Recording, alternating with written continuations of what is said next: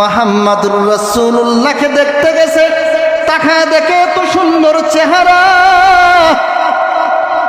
মানুষগুলো বলতেছে এত সুন্দর চেহারার মানুষ কোনোদিন পাগল হতে পারে না। যারা বলছে তারা মুহাম্মদ থেকে বড় পাগল। এবার চিন্তা করে মুহাম্মদ কি বলে একটু শুনি। তাকায় দেখে আল্লাহর রাসূলের কণ্ঠ এত সুন্দর, এত সুন্দর কোরআন তেলাওয়াত। যখন রাসূলের কোরআন তেলাওয়াত শুনছে, এখন বলে এটা কোনো পাগলের কথা হইতে পারে না, না এটা কোনো পাগলের কথা হইতে পারে না। এমনি মানুষগুলো মুহাম্মাদুর রাসূলুল্লাহর কাছে গিয়ে বলে, ইয়া রাসূলুল্লাহ, ইয়া হাবিবাল্লাহ, এই মুহূর্তে কালিমা পড়ে দেন, মুসলমান হয়ে গেলাম। আল্লাহ পাক নবীকে বললেন, হেরা আবু জেহেল দিনের বেলা হুকুম দিল, আগামীকাল থেকে মুহাম্মদের তেলাওয়াত শোনা যাবে না। সমস্ত মানুষগুলো এক বাক্যে বলল, ঠিক আছে, মুহাম্মদের তেলাওয়াত শোনা যাবে না। যে এশারের নামাজের সময় হয়ে গেল, ঘুমানোর সময় আসছে, আবু জাহেলের চোখে ঘুম আসে না। আবু জাহেল একবার এই দিক যায়, একবার ওই দিক যায়, আর মনে মনে ভাবে, গতকাল না আইন জারি করলাম মক্কা নগরীর কেউ মুহাম্মদের কোরআন তেলাওয়াত শুনতে পারবে না।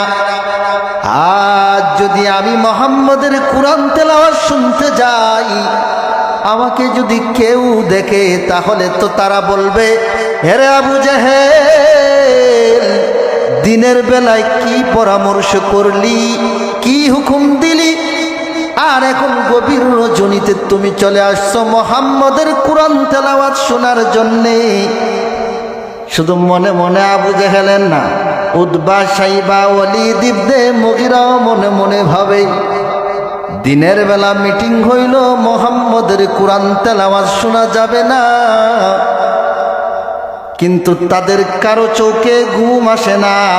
আবু জেহেল মনে মনে ভাবলো, যেই তো দিনের বেলা নিষেধ করেছি, উতবা, সাইবা, ওয়ালিদ ইবনে মুগীরা আসবে না, আমি আবু জেহেল একা একা মুহাম্মদের কোরআন তেলাওয়াত শুনবো। আবু জেহেলের মনে কি শুধু একাই ভাবনা, না সবার মনে মনে এক ভাবনা? সবার মনে মনে একই ভাবনা। ঘুম তো আসে না। রাস্তা একটা, চারজন চার সময়ে গেছে, এক সময়ে যায় না। আল্লাহ রাসূল এশারের পরে কোরআন তেলাওয়াত শুরু করলেন, নামাজ পড়তেছেন।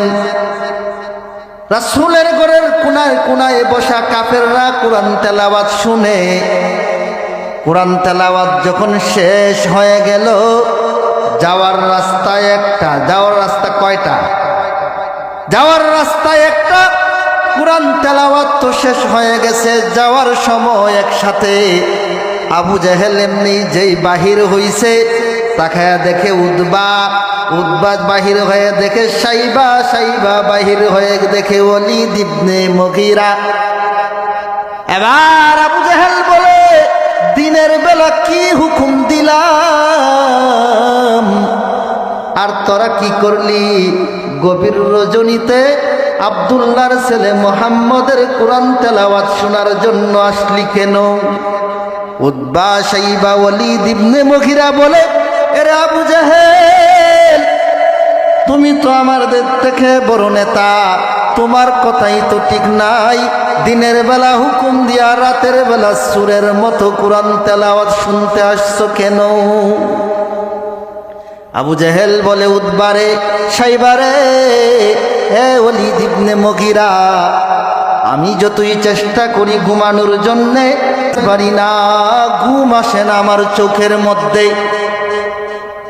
আরে ওয়ালিদ ইবনে মুগীরা, যতই চেষ্টা করি আমার ঘুম আসে না, বহু চেষ্টা করছি। আবু জেহেল সাইবা ডাক দিয়া বলে, রে আবু জেহেল, তোমার যে অবস্থা আমাদেরও সেই অবস্থা। আরে ওয়ালিদ ইবনে মুগীরা, তোমার যেই অবস্থা আমাদেরও সেই অবস্থা। মুহাম্মদের তেলাওয়াত না শুনলে ঘুম আসে না, এজন্য ঘুমাইতে পারি না, মুহাম্মদের তেলাওয়াত শোনার জন্য চলে আসছি। আবু জাহেল বলে, মুহাম্মদের কোরআন তেলাওয়াতে এত পাওয়ার, ঘুমাইতে পারি না, কি করা যায়? আমরা যদি এরকম আসি তাহলে তো মক্কা নগরীর যে খেতা আছে, নেতা ফেতা আছে, পাতি নেতা আছে, তারাও তো চলে আসবে। না না, এটা করা যাবে না। তাহলে কি করা যাবে? একটা গানের আসর জমাবে, তাহলে মানুষ গান শুনবে, মুহাম্মদের তেলাওয়াত শুনতে আর আসবে না। ঠিক আছে, যেই কথা সেই কাজ। গানের একটা শিল্পী আনছে, এরপরও কাজ হয় না, গান রাইকে আল্লাহর রাসূলের কোরআন তেলাওয়াত শুনতে চলে আসে। সুবহানাল্লাহ বলেন। হজের সময় আসলো, হজরের সময় মক্কা নগরীতে বিভিন্ন দেশ থেকে মানুষ আসে।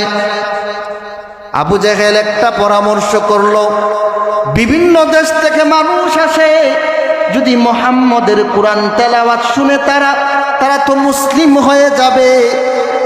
এক কাজ করো, মক্কা নগরীর রাস্তায় রাস্তায় মানুষ দাঁড় করায়া দাও, আর মানুষগুলোরে বলে দিবা যে মুহাম্মদ নামে একটা পাগল আছে, ওই পাগলের কাছে কেউ যেন না যায়। রাস্তার কিনারে দাঁড়ায় দাঁড়াইয়া মানুষগুলো আসতেছে আর বলতেছে, মক্কা নগরীতে হজ করতে আসছো, আব্দুল্লাহর ছেলে মুহাম্মদের কাছে যাইবা না, সে বড় একজন পাগল, তার কাছে যাইবা না। মানুষের একটা স্বভাব হইল, যেটা নিষেধ করা হয় এটা বেশি করে, ঠিক কিনা? একজন রাস্তা দিয়া যাইতেছে, সে নিজ দিকে যাইতেছে, আপনি যদি বলেন ডান দিকে তাকাইবা না, সবার আগে তাকাইবে, ঠিক না? এটা কি মানুষের স্বভাব? মানুষের যে দিকে নিষেধ করা হয় ওইদিকে তাড়াতাড়ি যায়, ঠিক কিনা?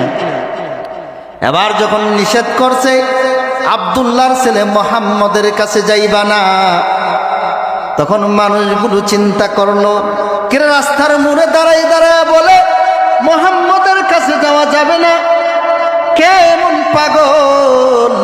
দুনিয়ায় বহু পাগলের কথা শুনলাম, কিন্তু রাস্তার কিনারে দাঁড়ায় দাঁড়াইয়া এমন করে বলতে শুনি নাই কোনোদিন।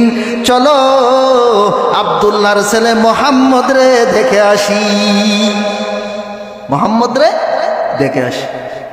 এমনিই দেখছে মুহাম্মাদুর রাসূলুল্লাহকে দেখতে গেছে, তাকায় দেখে এত সুন্দর চেহারা। মানুষগুলো বলতেছে এত সুন্দর চেহারার মানুষ কোনোদিন পাগল হতে পারে না। যারা বলছে তারা মুহাম্মদ থেকে বড় পাগল। এবার চিন্তা করে মুহাম্মদ কি বলে একটু শুনি। তাকায় দেখে আল্লাহর রাসূলের কণ্ঠ এত সুন্দর, এত সুন্দর কোরআন তেলাওয়াত। যখন রাসূলের কোরআন তেলাওয়াত শুনছে, এখন বলে এটা কোনো পাগলের কথা হইতে পারে না, না এটা কোনো পাগলের কথা হইতে পারে না। এমনিই মানুষগুলো মুহাম্মাদুর রাসূলুল্লাহর কাছে গিয়ে বলে, ইয়া রাসূলুল্লাহ, ইয়া হাবিবাল্লাহ, এই মুহূর্তে কালিমা পড়ে দেন, মুসলমান হয়ে গেলাম। কোরআন তেলাওয়াতে এত ধাক্কা, এত অ্যাকশন, সাথে সাথে কোরআন তেলাওয়াত শুনে কি হয়ে যায়? মুসলমান হয়ে যায়। এই জন্য আল্লাহ পাক নবীকে বলছেন, নবী আমার, আপনাকে এমন একটা সময় দুনিয়ায় প্রেরণ করলাম, মানুষের দিলগুলো পাথরের মতো হয়ে আছে। মানুষগুলো মূর্তির পূজা করে, মানুষগুলো গাছের পূজা করে, চন্দ্রের পূজা করে, সূর্যের পূজা করে। মানুষগুলো মানুষের মাটি দিয়া বানানো জিনিসের তৈরির পূজা করে। ইয়া রাসূলুল্লাহ, ইয়া হাবিবাল্লাহ, এত সুন্দর করে কোরআন তেলাওয়াত করেন। এই কোরআন তেলাওয়াত শুনে শুনে, রাসূলের কোরআন তেলাওয়াত শুনে শুনে মক্কার কাফেররা দলে দলে মুসলমান হয়ে যাইতেছে। কোরআন তেলাওয়াতের এত অ্যাকশন।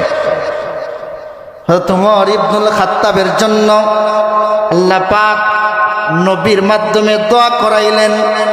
আল্লাহর নবী দোয়া করলেন, দুই উমরের কোনো একটা আল্লাহ কবুল করুন ইসলামের জন্য। আচ্ছা, ওমর ইবনুল খাত্তাব একজন ওমর ইবনুল হিসাম, যাকে আবু জেহেল বলা হয়।